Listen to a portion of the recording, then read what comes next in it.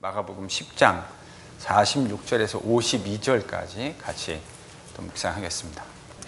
저희들이 읽은 마가복음 10장 46절에서 52절은 8장, 이제 마가복음을 편의상 1막, 2막, 3막, 그러니까 이 구분은 좀 지리적인 그런 구분이었습니다. 또 마가도 예수님의 관한 복음서를 기록할 때에 저희들은 늘상 제가 이제 복음서 처음, 마가복음 처음 성경 공부 시작하면서 복음서를 우리가 사진으로 읽지 말고 그림으로 읽자, 이런 이야기를 처음에 드렸는데, 마태, 마가, 누가, 요한을 보면 요한복음은 틀림없이 다른 세 가지 복음서와 아주 눈에 띄게 다른 방식으로 기록되어 있다는 것을 그냥 처음 열어보고 한 번만이라도 제대로 읽어본 분들은 다 아실 수가 있죠. 요한복음은 그렇게 특별하게 기록되어졌습니다.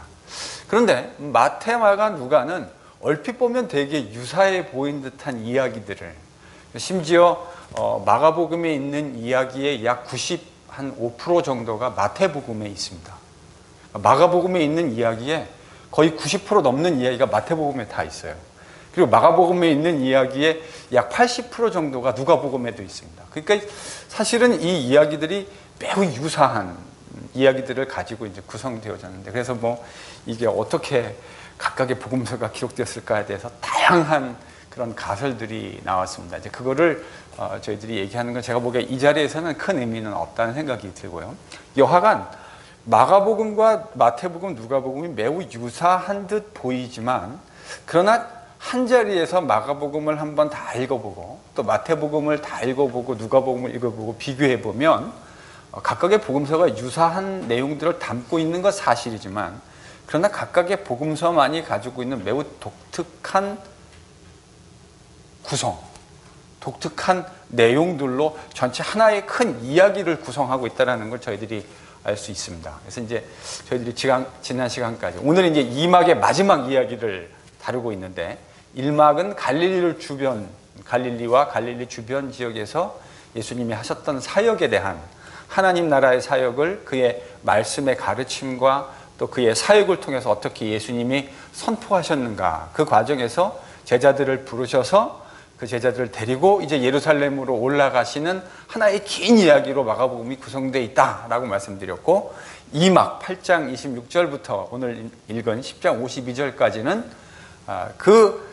갈릴리를 출발해서 예루살렘으로, 이제 11장 저희들이 다음 주에 읽게 되어지는데, 그 11장 첫 번째 이야기가 이제 예루살렘으로 근접해 가시는 이야기로 12장에 이제 3막이 시작되어집니다. 그래서 오늘 이 2막의 가장 마지막 이야기가 소위 말하는 소경, 바디메오라고 하는, 마태복음에도 이와 유사한 이야기가 있는데 그때는 이름 모를 소경 2명이 등장하는데, 마가는 그 2명 중에 한 명에게 지금 포커스를 두고 있습니다. 보통 이제 복음사학자들이 이게 같은 내용을, 같은 사건을 이야기하고 있을 것이라고 생각하는데, 마태는 이름 모를 무명의 2명의 소경을 이야기했다면, 마가는 그 중에 한 명, 바디메오라고 하는, 디메오의 아들 바디메오, 이게 바가 들어가 있죠. 음력으로 저희들이 보더라도 바디메오 이렇게 돼 있잖아요. 그러니까 이 바라는 게 아람 어원에서 아들이라는 뜻입니다. 그래서 이제 여러분 영어에도 사실은 제가 알기로 정확지 않은데 나중에 한번 혹시 잘 아시는 분은 더블 체크업 해 보십시오. 영어의 라스트 네임 중에 맥이라는 그 라스트 네임이 많이 있죠. 미국 사람들 중에요. MC로 되는 사람도 있고 MAC로, 우리가 잘 아는 그 비틀즈의 폴 맥카트니라는 이런 분도 앞에 있는 그 MAC 혹은 MC라고 하는 어원이 그 아이리시 어원으로 son이라는 뜻입니다. 그러니까 카트니의 아들이라는 뜻인 거죠, 사실은요. 그것처럼 옛날에 특히 이제 라스네임이 발달되지 않은 사회에서 아버지와 아들을 구분할 때, 아버지가 요한이면은 요한의 아들, 이렇게 부르는 것이 아주 일반적이지 않습니까? 저희들이 일상 생활에서 그렇게 부르는 것이 아주 자연스럽죠. 바로 그게 이제 바입니다. 그래서 바디메오, 그러니까 디메오의 아들 바디메오, 이렇게 된 거죠. 오늘 그 바디메오 이야기가 저희들이 다룰 이야기인데, 여러분 2막에서 저희들이 2막 시작을 할 때 처음 이야기가 무슨 이야기였던 것이 기억나십니까? 그것도 소경 하나 고쳐주는, 아주 독특한 소경을 하나 고쳐주는 이야기가 등장하지 않았습니까? 기억나시죠? 네. 한 번에 예수님이 못 고치시고 두 번에 걸쳐서 고쳤던 그 소경 이야기. 그런데 이제 오늘 이 이막의 마지막에 또 소경 이야기가 등장해요. 그러니까 마태는 이렇게 구성하지 않았어요. 누가복음서를 이렇게 구성하지 않습니다. 그런데 마가는 갈릴리를 출발해서 예루살렘으로 가는 이야기의 첫 번째의 소경 이야기를 집어넣고 제일 마지막에 지금 소경 이야기를 집어넣어서 구성해주고 있습니다. 그리고 그 가운데에는 예수님의 제자들이 예수님이 걸어가시는 이 예루살렘에 가는 길이 제자들은 무슨 길이라고 좀 생각하고 있죠? 영광의 길이라고 생각하고 있는데 예수님은 이 길이 무슨 길입니까? 실제로 영광의 길 맞습니다. 그런데 제자들이 생각하는 그 영광의 길은 아닙니다. 예수님이 가시는 길은 영광의 길이긴 영광의 길인데 뭐를 통한 영광의 길입니까? 십자가를 통한 영광의 길입니다. 그래서 예수님이 제자들이 그걸 모르고 있으니까 세 번에 걸쳐서 예수님이 가시는 이 십자가의 길이 무엇인지를 제자들에게 계시하여 주십니다. 그런데 제자들은 자기들이 가지고 있는 그 생각에 완전히 몰두해 있어서 프리아큐파이드에 있어서 예수님이 하시는 말씀이 여러분 안 들어오죠. 저는 아마도 제자들이 나중에 예수님이 순환당하시고 부활하시고 난 후에 이런 모든 일들을 다시 곱씹어보고 생각해보고 그들의 과거들을 혹은 과오들을 생각해보면서 많은 깨달음을 얻었을 것이라고 생각합니다. 그런데 이제 오늘 그 소경을 고치는 바디메오를 고치는 이야기가 등장합니다. 자, 예수님이 지금 여리고 지역에 이르렀습니다. 여러분 여리고 그러면 이스라엘에게 있어서는 상당히 중요한 지명입니다. 역사적으로 그렇죠. 여러분 여리고 그러면 저희들이 성경에서 여리고란 지명을 본격적으로 접하게 되는 것이 언제이죠? 그러니까 정복전쟁 할 때요. 정복전쟁 할 때 이제 이 여리고 이야기가 본격적으로, 물론 이제 그 전에도 등장하긴 하지만 본격적으로 등장합니다. 그래서 이 이스라엘이 이 여리고성을 가나안에 진격해 들어가서 이제 점령하는 이야기, 이제 그게 이제 여리고가 처음 등장하는 건데 예수님이 지금 이 여리고로 들어가십니다. 여리고는 사실 예루살렘에서 그다지 그렇게 멀지 않은 지역이에요. 그래서 이 지역에 들어가시다가 수많은 무리들과 또 제자들과 함께 여리고성을 빠져나가려고 하시던 참에 누가 등장합니까? 이 바디메오라는 소경이 등장합니다. 이 사람이 소경이니까 볼 수 없었을 거고요. 예수님이 오셨지만 예수님의 주변에 제자들과 수많은 무리들이 쫓아다녔으니까 아마 소리로 이 사람은 거지였고 소경이었으니까 틀림없이 사람들이 많이 다니는 곳에 자리를 잡고 구걸하고 있었음에 틀림없었을 텐데 예수님이 지나가신다, 나사렛 예수다 라고 하는 이야기를 듣자 갑자기 이 사람이 이제 힘이 벌떡 생겼습니다. 그래서 나사렛 예수시라는 그분이 지나간다는 이야기를 듣고 나서 그가 뭐라고 외치기 시작했습니까? 다윗의 자손 예수요. 여러분 이 말이 다윗의 자손 예수요, 실제로 복음서에 보면 예수님을 향해서 다윗의 자손이라고 부르는 사람이 몇 명 등장하죠. 그렇죠? 마태복음에 보면 가나안 여인이 예수님을 향해서 다윗의 자손이라는 표현을 사용합니다. 또 무리 가운데 어린 아이들이 예수님을 향해서 다윗의 자손이라는 표현을 사용했어요. 그러니까 아주 많지는 않아요. 예수님을 향해서 다윗의 자손이라고 얘기한 사람들이 이렇게 몇 번 등장하는데 여러분 다윗의 자손 예수여 라는 말의 의미가 무엇입니까? 예수님의 조상이 다윗이다. 여러분 이 정도 이야기를 하는 것은 틀림없이 아닙니다. 예수님의 조상 중에 다윗이 있었다라는 정도를 이야기하기 위해서 다윗의 자손이라는 말을 사용하는 것이 아니에요. 저희들이 일반적으로 우리의 아버지와 혹은 할아버지 그리고 그 위의 조상을 통해서 아무개 자손이라고 이야기하는 것과 예수님을 다윗의 자손이라고 부르는 것 사이에는 매우 큰 거리가 있습니다. 이건 매우 독특한 호칭이에요. 다윗의 자손이라는 말은 한마디로 얘기하면 메시아적 칭호입니다. 그들이 기다려왔던 메시아라고 하는 사실, 예수님이 바로 그 메시아, 하나님이 보내시겠다고 약속하셨던 바로 그 메시아입니다 라는 것을 사실은 이야기한 칭호입니다. 그런데 사실은 이게 역사가 있는 이야기죠. 저희 성경 공부 때 사실은 했는데 표정을 보니까 많이 기억나시는 것 같지는 않군요. 예, 뭐 선생된 자의 역할이 또 설명하는 것. 네, 선생된 자는 여러 번 설명하는 것을 절대 부담스러워하면 안 됩니다. 설명하면 되는 거죠. 네. 여러분 사무엘하 7장 11절을 한번 찾아보십시오. 11절을 찾으시고 14절까지 읽겠습니다.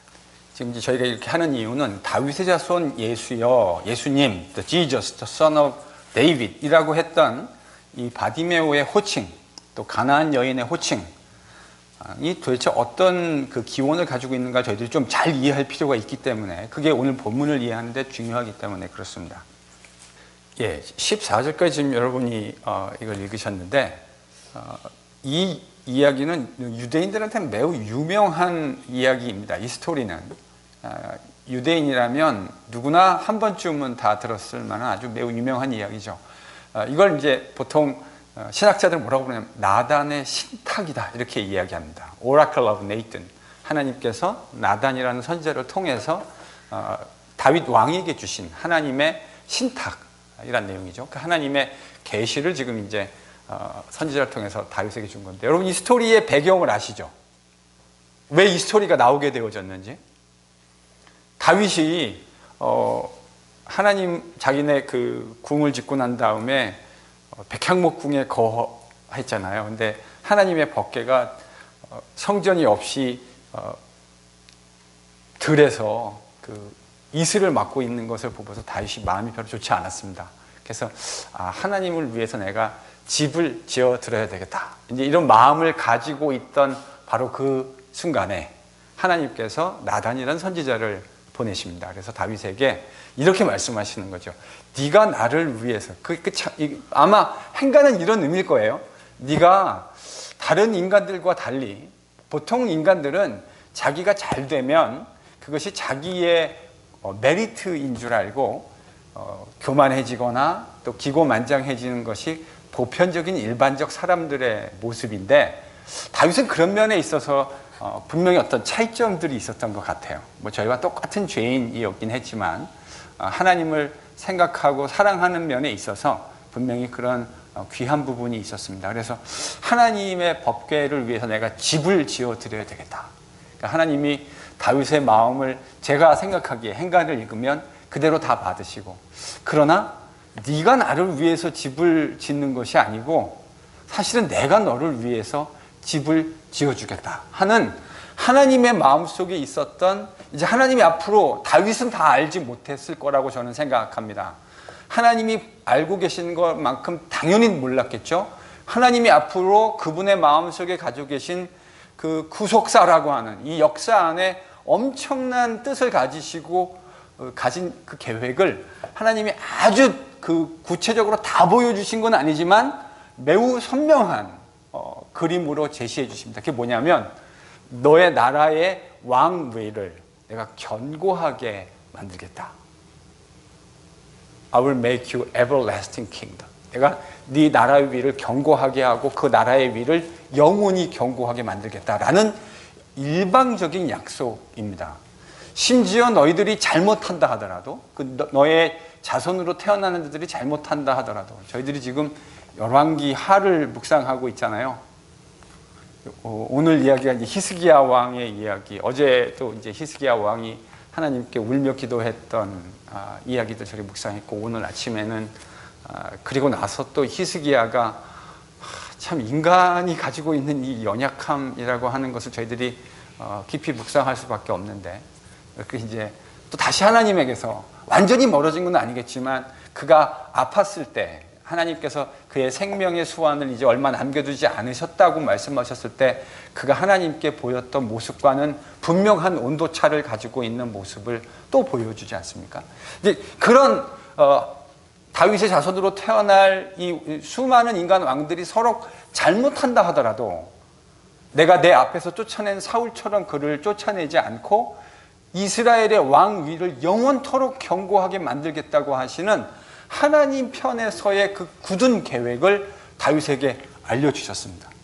그게 바로 사무엘하 7장이 가지고 있는 나단의 신탁의 의미입니다. 그런데 여러분,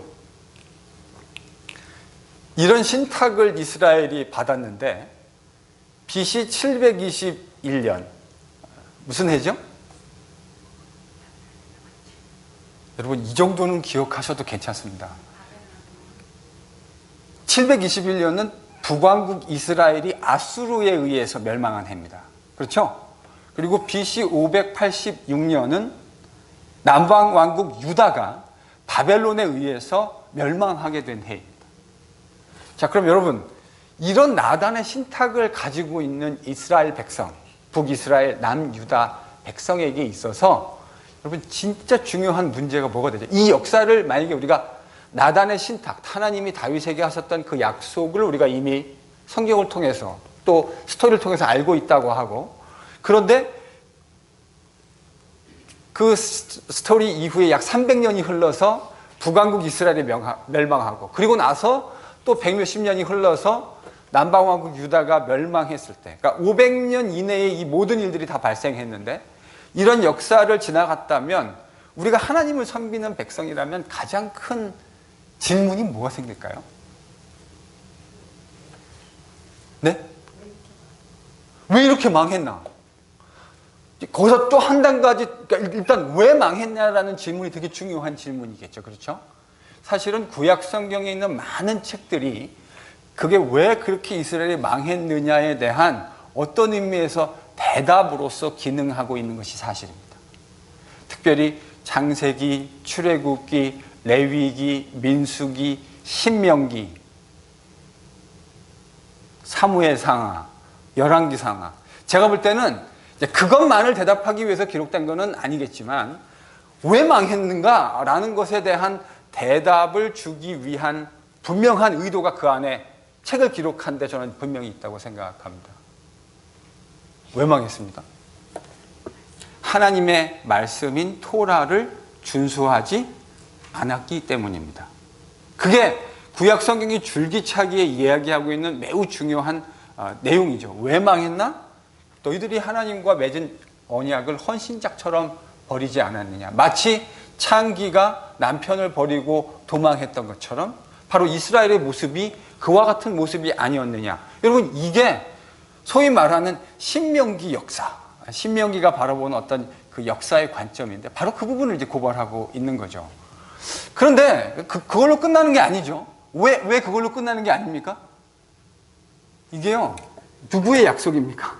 하나님의 약속이라고요. 그러니까 하나님의 약속이란 말은 곧 파기치 못한다. 여러분, 이게 지금 이스라엘한테는 정말 중요한 고민이 아니었겠습니까? 다른 사람이 이야기한 이야기라면 그게 변기할 수도 있고 파기되어질 수도 있겠죠. 그런데 하나님이 우리의 선조 다윗 왕에게 하셨던 약속, 그 나라의 위가 영원토록 변하지 않을 것이라고 했던 그 이야기. 그래서 제가 지난번에 성경 공부하면서 바로 이 지점에서 구약의 역사와 선지서는 만난다. 제가 이렇게 이야기했습니다. 그래서 여러분, 선지서에서 구약의 수많은 선지자들이 있잖아요. 그 선지서들에서 등장하는 첫 번째 두 가지 주요 띠임이 있다고 그랬죠. 선지서예요. 첫 번째 띠임이 뭐라 그랬습니까? 여러분, 이사야, 예레미야, 에스겔, 그럼 딱 떠오르셔야 되는 그 단어가 뭐죠? 그들이 외쳤던 하나님께로 돌아가라, 회개하라. 회개의 메시지입니다. 슈브, 돌아가라, 하나님께로 돌아가라. 니들이 당하고 있는 문제는 정치적인 문제가 아니다. 너희들이 지금 겪고 있는 이 이슈는 정치적으로 해결해야 될 이슈가 아니라 하나님과의 언약 안에서 너희들이 정리해야 될 문제다라는 사실을, 여러분 사실 그렇잖아요. 우리가 살아가고 있는 일상의 삶도 일반적인 세속 역사 안에서 흘러가고 있는 거 틀림없습니다. 맞죠? 세계 정세의 미묘한 그런 역학 관계 안에서 우리는 살아가고 있고 그 영향 안에서 저희들은 틀림없이 역사의 한 부분으로 살아가고 있는 거 틀림없습니다. 그런데 여러분, 기독교인이 된다고 하는 건 뭐를 믿는 거냐면, 그것도 틀림없는 사실이지만 그 속에 하나님이 역사를 주관해 가시는 손길이 있다는 사실을 고백한다고 하는 것이 여러분, 기독교인이 된다는 말의 의미 아니겠습니까? 그러니까 그런 역사가 분명히 있는 건 사실이지만 하나님께서 그래서 그런 역사 속에서 이 문제를 해결해 가고 이집트의 힘을 빌려서 바벨론 세력을 견제하고 버텨내려고 했던 이스라엘의 위정자들에게 이사야가 했던 이야기가 뭡니까? 예레미야가 얘기했던 내용이 무엇입니까? 하나님께로 돌아가라. 그런 정치적인 것이 아무런 의미가 없다라는 그런 나이브한 이야기를 하려는 것이 아니에요. 그런 거 필요하죠. 때때로 우리가 지혜롭게 하나님이 우리에게 허락하신 상황 속에서 일반적인 상식적인 것들을 해내는 거 필요합니다. 그런데 그것을 넘어서서 왜 이런 문제가 발생했는지를 영적으로 바라볼 수 있는 영적인 눈, 그 시각이 있어야 되는 거죠. 그게 바로 하나님께서 선지자들을 통해서 이스라엘 백성들에게 하시는 말씀, 메시지 아닙니까? 내게로 돌아오라. 니들이 이 문제를 해결하는 방법은 이집트를 의존하는 것이 아니고 폴리티컬하게 이 문제를 해결하는 것이 아니고 다시 하나님께로 돌아와라. 근데 돌아오지 않았습니다. 그래서 721년, 586년 각각 북왕국 이스라엘과 남방 유다는 망합니다. 자, 이렇게 된 상황 속에서 하나님은 선지자를 통해서 이스라엘에게 여전히 말씀하십니다. 그 내용이 뭐죠? 그게 하나님께서 사무엘하 7장에서 말씀하셨던 이야기의 연속입니다. 여러분 찾아보시죠. 이거는 찾으려고 그러면 너무너무 많아요. 그래서 제가 다 찾을 수는 없고 중요한 성경 구절, 아주 중요한 거 몇 구절만 좀 찾겠습니다. 여러분 예레미야 23장 5절을 한번 찾아보십시오. 또 한 분은 예레미야 33장 17절을 좀 찾아보십시오. 너무 많이 시간을 낭비하지 않으려고요. 예레미야 23장 5절, 또 한 분은 33장 17절, 그리고 또 한 분은 에스겔 37장 24절 이하를 한번 찾아보십시오. 순서대로 읽겠습니다. 찾으셨으면 23장 5절부터 같이 읽습니다. 네, 그러니까 여러분 여기서 지금 예레미야가 말하고 있는 왕, 그 다윗일 수는 없습니다. 왜요? 다윗은 이미 장사되셔가지고 열조와 함께 주무시고 계십니다. 그러니까 이건 다윗일 수는 없죠. 그러니까 에스겔이 지금 예레미야가 얘기하고 있는 이 왕은 하나님께서 사무엘에게 말씀하셨던 바로 그 다윗의 자손 가운데 일어나는 왕을 이야기하는 것이 틀림없습니다. 하나님께서 때가 되면 다윗 왕조의 왕을 하나 일으킬 텐데 그가 세상의 정의와 공의가 무엇인지를 나타내는 그런 사람이 될 것이다. 이스라엘은 지금 다 멸망해 가고 있는데 여러분 세상 역사는 이스라엘이 실패했던, 유대가 실패했던 그 모습으로 인해서 다 멸망해 가고 있는데 하나님의 약속은 변함이 없습니다. 성령 집사님 33장 17절 찾아주십시오. 뭐 비슷한 이야기이긴 한데 그러니까 이 이야기도 틀림없이 사무엘하 7장 11절 이하의 내용을 받고 있다는 것이 매우 분명하죠. 비록 지금 왕위가 끊어지긴 하지만 하나님이 약속하신 그 약속이 변개치 않고 분명하게 역사 가운데 다시 일어날 것이다라고 하는 사실. 그러니까 이스라엘이 잘못해서 그들은 하나님의 약속대로, 하나님의 그 공의대로 지금 심판을 당하고 아수르에 멸망하고 바벨론에 의해서 멸망해서 포로 다 끌려가긴 하지만 그러나 하나님이 다시금 다윗의 자손 가운데 한 사람을 일으켜서 그 일을 회복하실 것이다 라는 이야기를 얘기하시는 거죠. 에스겔 37장, 이게 정말 중요한 에스겔 37장 24절 이하입니다. 네, 여러분 사실 이 이야기는 이스라엘 백성 입장에서 들으면 정말 가슴 떨리는 이야기가 아닐 수 없습니다.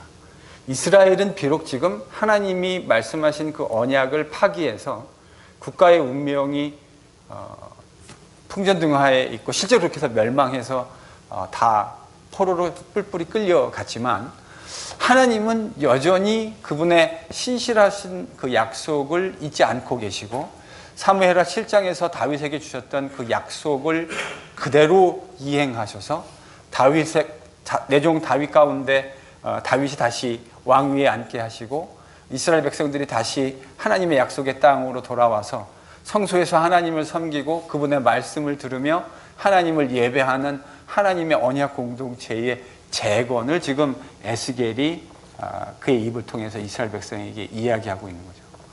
여러분, 바로 이러한 기대 위에서 이스라엘은 뭘 기대하기 시작했냐면 메시아라고 하는 것을 기대하기 시작했습니다. 비록 우리는 패역해서 다 멸망해버렸지만, 그러나 언약의 신실한 하나님께서 자신의 약속을 변기치 않으시고 다시 다윗의 후손 가운데 메시아를 세워서 그를 통해 하나님의 그 공의롭고 정의로운 통치를 이 땅 가운데 세우실 것이다라고 하는 기대. 여러분, 바로 이게 구약 이제 예수님 오시기 전에 약 400~500년 동안 이스라엘 백성들 가운데 편만하게 흐르는 메시아 기대입니다. 물론 어떤 종파에 속하느냐에 따라서 그 기대에 있어서 강조점과 무엇에 어디에 그 포커스를 두느냐 하는 부분은 조금 달랐습니다. 각 종파마다 이런 관점 속에. 그러나 한 가지 분명한 것은 메시아가 오면, 그 메시아를 이스라엘 백성은 뭐라고 불렀다고요? 다윗의 자손. 그가 오면 바로 이 일을 하나님이 선지자를 통해서 약속하셨던, 그리고 우리 조상 다윗에게 약속하셨던 그 약속을 신실하게 지키실 것이다 라는 기대를 거의 대부분의, 물론 패역한 사람들은 그런 것에 대해서 신경도 안 쓰고 살았겠지만, 적어도 하나님에 대한 또 유대교에 신실했던 대다수의 적지 않은 유대인들은 그런 기대를 틀림없이 가졌을 겁니다. 바로 그 관점에서 오늘 소경이 예수님을 뭐라고 불렀다고요? 다윗의 자손 예수요. 그러니까 여러분, 이거는 매우 심각한 고백입니다. 이건 거의 제가 볼 땐 신앙 고백적 언어입니다. 바로 그런 하나님이 말씀하셨던, 구약에서 얘기하셨던 바로 그분이 누구십니까? 예수십니다 라는 고백입니다. 그래서 자기를 불쌍히 여겨달라. 물론 이제 이 말 속에는 선지자 이사야의 전통이 저는 분명히 있다고 생각해요. 선지자 이사야가 오면 메시아가 저는 자를 걷게 하고 눈먼 자를 보게 하고 이런 이제 그 이야기가 있으니까, 바로 그런 하나님의 메시아이시니까 저를 좀 불쌍히 여겨 주십시오, 이렇게 이제 고백한 겁니다. 근데 48절에 사람들의 반응이 어떻습니까? 사람들이 뭐라 그랬습니까? 이 사람의 꾸짖었어요. 또 조용히 하라고. 왜 조용히 하라고 꾸짖었을까요?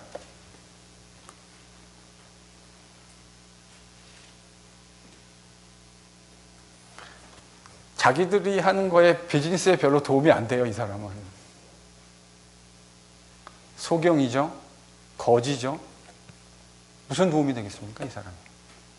그들이 생각하는 영광스러운 예수님의 나라에 이런 사람은 있을 자리가 없는 거죠, 사실. 저는 요게 세상의 관점이라고 생각합니다. 바로 요게. 근데 이거를 극복하는 게 저는 하나님 나라의 관점이라고 생각해요. 그러니까 교회가요, 의도적으로 약함을 사랑하지 않으면, 약한 자들을 사랑하려고 노력하지 않으면, 우리가 세상으로부터 받은 교육은 약한 자에게 잘해주라고, 물론 그런 나이스한 제스처들을 저희들이 에티켓으로 교육받기는 하죠. 그러나 본심에서 그런 사람들을 귀하게 생각하지 않는 것이 세상의 원칙입니다. 그런데 하나님께서 그리스도를 통해 세우시려고 하는 예수 그리스도의 나라, 하나님의 나라는 여러분이 얼마나 많은 교육을 받으셨고 세상에서 얼마나 많은 힘을 가지고 있고 능력을 가지고 있느냐가 중요한 것이 아니죠. 그게 이제 예수님이 제자들에게 가르쳐 주시려고 하는 하나님의 나라입니다. 그러니까 저는 그런 의미에서 제가 처음부터 와서 여러분하고 같이 부르짖었던 게, 좋은 교회는 문턱이 낮은 교회입니다.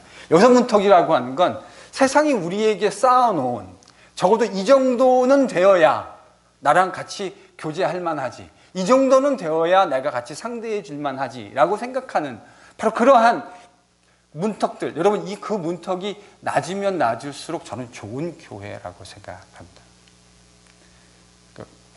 우리 마음에 그런 예수 그리스도의 복음의 정신이 흘렀으면 좋겠어요. 그런 복음의 건강한 정신. 도움이 안 되죠. 꾸짖어서 조용히 하라고, 잠잠하라고 했습니다. 그런데 이 사람이 지금 어떻게 반응했습니까? 그 말에? 왜 더 크게 소리 질렀을까요? 더 이상 잃을 게 뭐가 있겠습니까? 이 사람 입장에서는 지금 속된 말로 눈에 보이는 것도 없잖아요.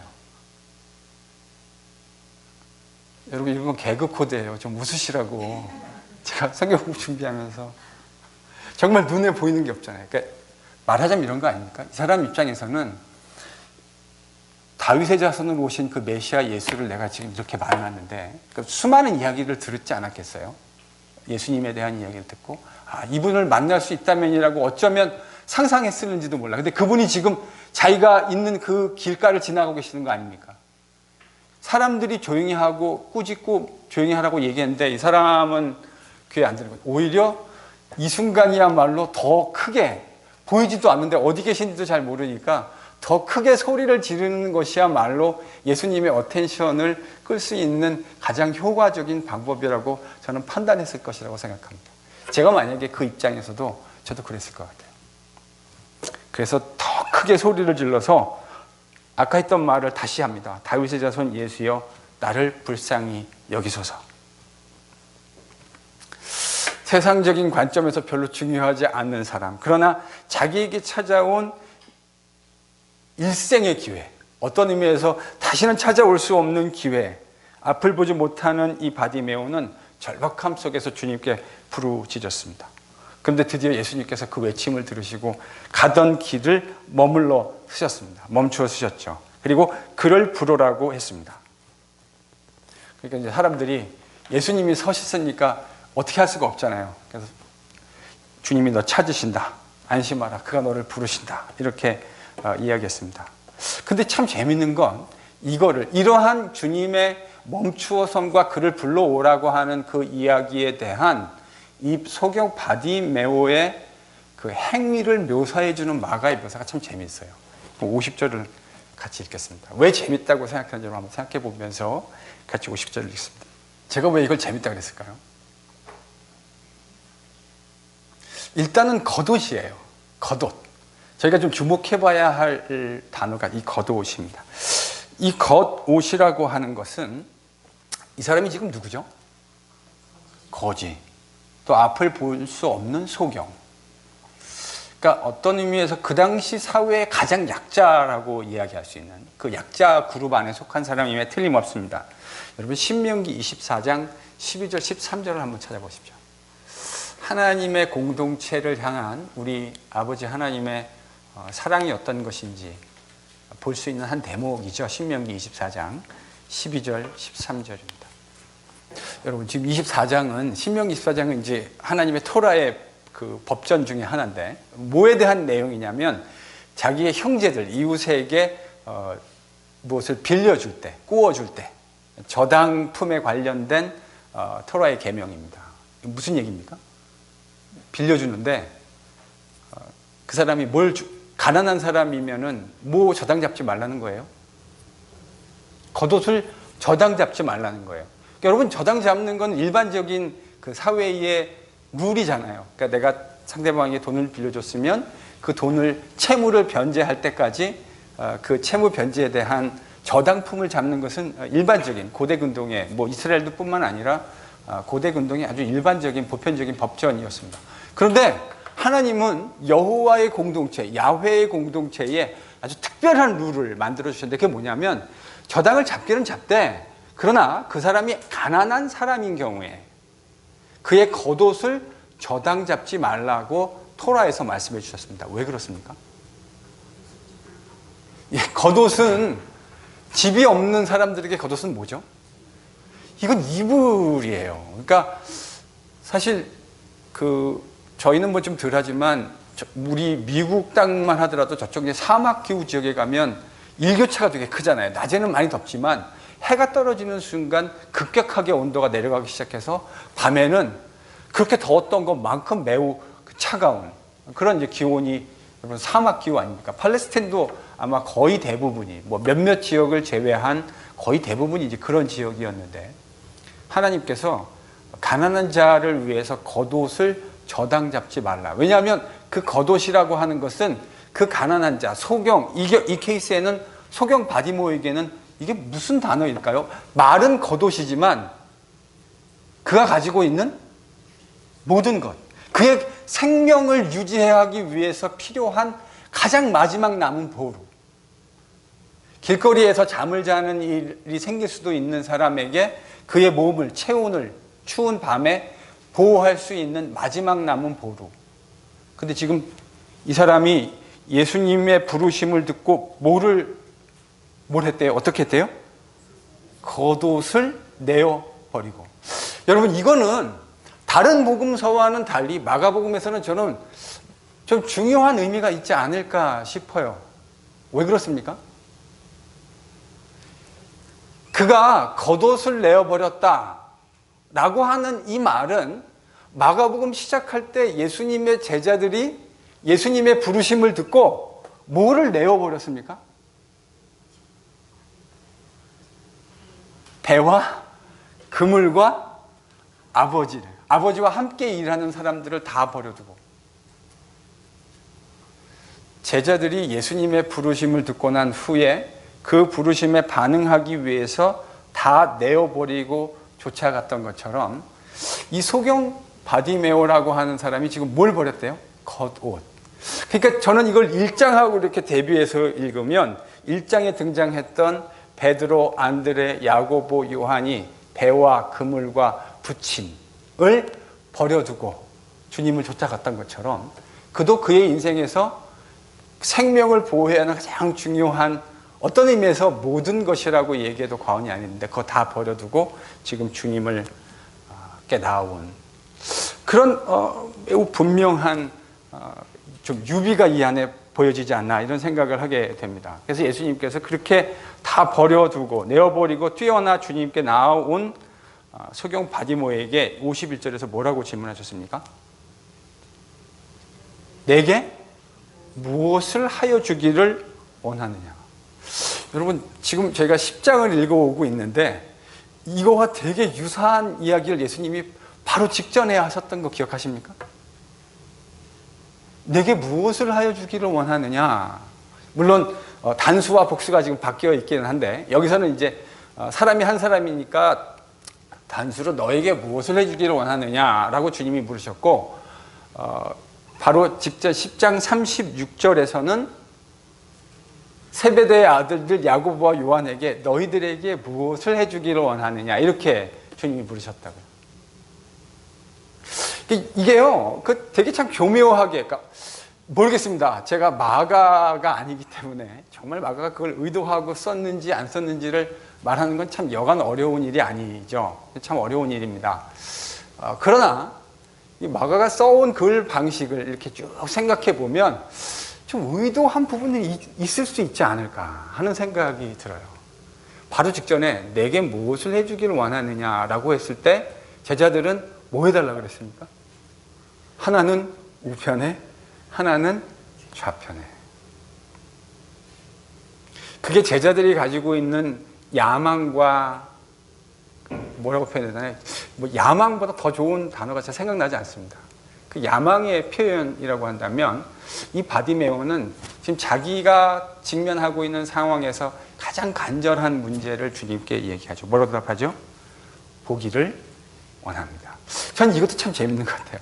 제자들은 눈을 가지고 뜨고 있는데 예수님이 어떤 메시아인지 잘 보지 못해서 엉뚱한 소리를 지금 계속하고 있는데, 소경 바디메오는 마치 1장에서 바로 그 사람들, 베드로, 안드레, 야고보, 요한, 그들이 주님을 따르기 위해서 다 버렸던 것과 매우 유사한 방식으로 다 버려두고 그 길을 이제 따라 나섭니다. 52절이 참 재미있죠. 여러분, 52절에 마가가 어떻게 기술했는지 한번 같이 읽습니다. 자, 일단 마가복음은 줄기차게 이런 어떤 예수님의 기적이나 이적이 행해질 때 그것이 주술적인 행위가 아니라 뭐의 결과라는 사실을 매우 분명하게 합니까? 믿음의 결과. 우연히 주술적으로 되어진 것이 아니다. 심지어 예수님의 몸을 만졌을 때에도 그 만진 것 자체로 인해서 무엇인가가 일어난 그런 어떤 그 당시에 팔레스틴에 있었던 동방 종교 혹은 그레코 로만 사회에서 일반적으로 행해지던 그런 것과 달리 주술적으로 이것이 일어나는 것이 아니라 믿음이 그러한 치유의 원인이었다라고 하는 사실을 매우 분명하게 계속해서 줄기차게 얘기하고 있죠. 그리고 흥미로운 건 그가 그 예수님의 선언대로 보게 되었고 예수를 어떻게 했대요? 길에서 따르니라. 여기 따르니라라고 하는 헬라 말이 이제 아콜루세인이라고 하는 말인데 이게 저는 마가복음에서 매우 중요한 단어인 것 같아요. 예수님을 길에서. 자, 1장에서 예수님은 갈릴리부터 시작해가지고 예루살렘을 향해 가는 쭉 길 위에 있습니다. 이 길 마지막에 뭐가 있죠? 십자가. 나중에 저희들이 마가복음이 끝나는 방식을 봐도 참 서프라이징해요. 그건 제가 다 스포일 시켜드리지는 않고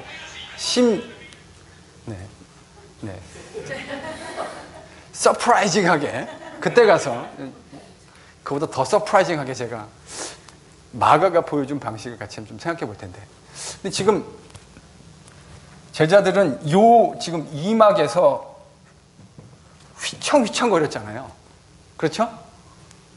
휘청휘청거렸죠. 처음에는 다 버리고 주님을 쫓았는데 은근히 마가는 제자들이 가지고 있는 그 마음을 보이기 시작하다가 그것이 어떤 것인지 아주 노골적으로 지금 8장, 9장, 10장에서 우리에게 다 보여줬습니다. 제자들이 이런 마음으로 예수님을 쫓아왔다. 여러분 14장 50절 한번 찾아보시죠. 14장 50절.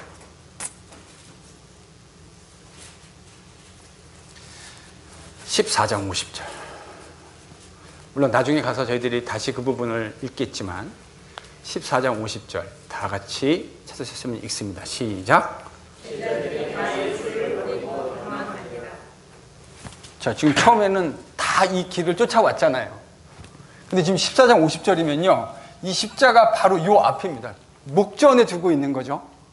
예수님이 이제 십자가를 지시기 바로 직전인데 마가는 14장 50절에서 제자들이 중요한 단어가 하나 있어요. 뭐죠? 제자들이 다 주님을 버리고. 그러니까 여기까지 와서 삐그덕삐그덕 하던 제자들이 이 근처에 와서는 십자가 직전 앞에서는 다 버리고 도망갈 겁니다.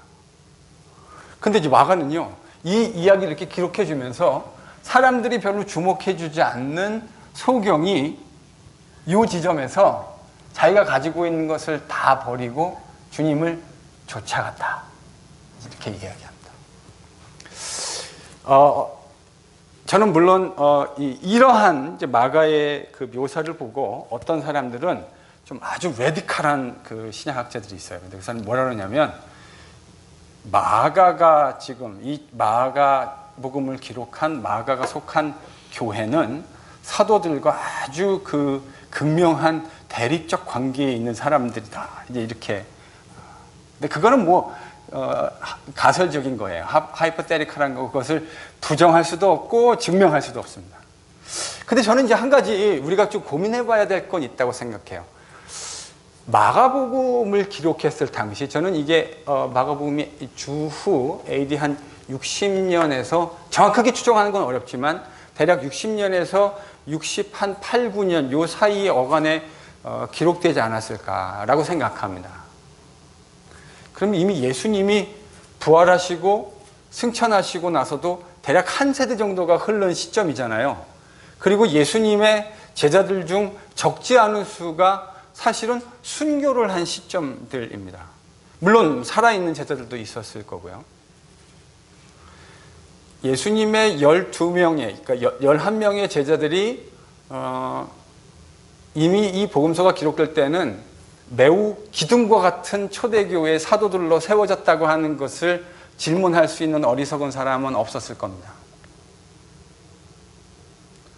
근데 마가는 왜 이렇게 마가복음을 기록해주고 있을까? 물론 이것도 정확하게 대답하는 건 참 쉬운 일은 아닙니다. 근데 저는 여러분하고 이건 좀 생각해 보고 싶어요. 그렇게 초대교회의 기둥과 같은 사람들이 지금 마가복음을 쭉 읽어가면 예수께서 이 땅에 오신 것이 하나님 나라 운동을 위해서 오셨는데 그 하나님 나라 운동의 성취를 위해서 오셨는데 그것을 이루기 위해서 마가가 본 예수님은 제일 먼저 하신 일이 제자들을 부르는 일이었습니다. 제자들은 뭐 하는 사람들이죠? 예수님과 함께 있는 사람들이죠. 함께 있고, 그렇죠? 그래서 주님과 함께 있으면서 그분의 가르침을 받고 교제하고 귀신도 내어 쫓고. 그러니까 그 말은 축기라고 하는 그런 어떤 엑소시즘에 강조점이 있는 것이 아니라 하나님 나라가 선포된다는 데 강조점이 있는 거예요. 하나님 나라가 왔으니까 귀신의 나라가 쫓겨가는 거죠. 이제 그런 관점에서 제자운동 예수님이 시작하셨는데, 하나님 나라의 제자운동을 시작하셨는데, 여러분 마가복음을 보면 마가가 그려주는 진짜 제자의 모습은 예수님의 12제자에게서 발견되는 겁니까? 적어도 오늘 저희들이 읽은 본문을 가지면 사람들은 조용하고 잠잠하라고 꾸짖음을 당했던, 아무도 관심을 가져주지 않았던 사람이 오히려 더, 그동안의 스포트라이트는 다 이 사람들이 받았어요. 그런데 진짜 나중에 저희들이 마가복음 마지막 장면을 가면 그것도 샤킹합니다. 예수님의 십자가 자리, 그러니까 예수님이 오신 그 하나님 나라의 영광에 이르는 그 마지막 자리에 있는 사람들은, 제자들, 마가가 그려주는 모습 속에 제자들은 없어요. 한 명도 없어요. 거기에 남아있는 사람들은 그동안에 여기서는 마가복음 안에서는 이야기도 안 해줬는데, 마가는 마지막에 가서 뭐라 그러냐면, 이 사람들이 어디서부터 예수님을 쫓아왔다고 얘기합니까? 혹시 기억나세요? 그들이 갈릴리로부터 예수님을 따라오고 섬겼던 사람들이다. 그러니까 마가는 이 스토리가 진행되는 과정 속에서는 그 사람들 한 번도 얘기 안 해주다가 어느 순간에요?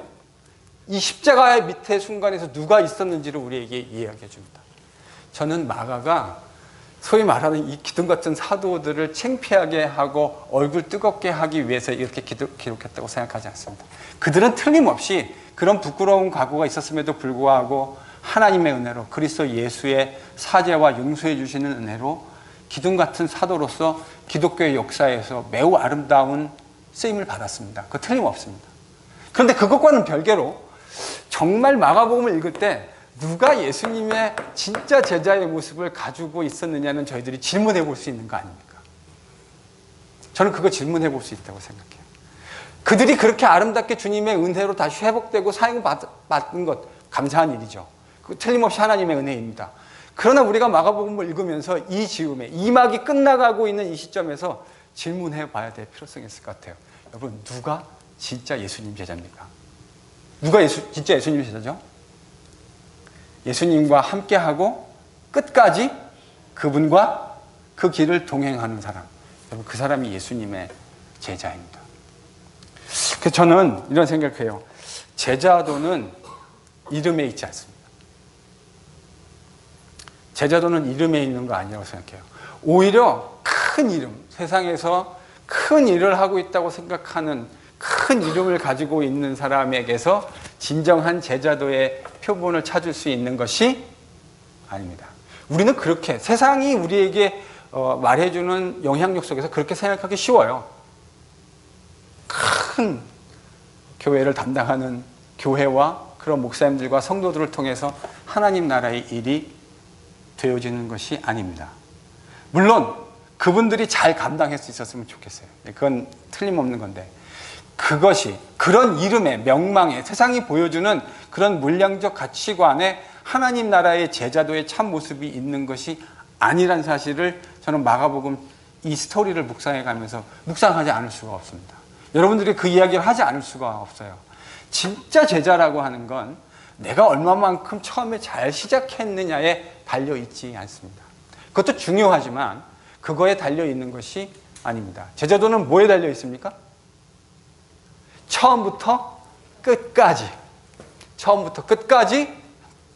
주님과 함께 있고 그분을 따라가며, 비록 내가 세상에서 많은 사람들이 나에게 스포트라이트를 주지 않는다 하더라도 묵묵하게 그 길을 걸어가는 것, 그 영광의 길, 십자가의 길을 묵묵하게 걸어가는 것, 저는 그게 마가가 이 시점에서 우리에게 보여주는 도전이라는 생각을 하지 않을 수가 없습니다. 여러분, 제자도는 이름에 있지 않습니다.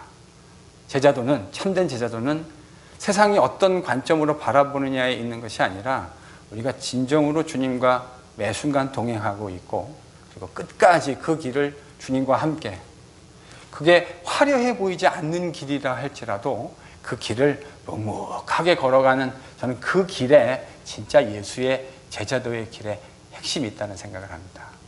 사랑하는 성도 여러분, 우리가 이렇게 십자가의 길을 함께 걸어갈 수 있었으면 좋겠습니다.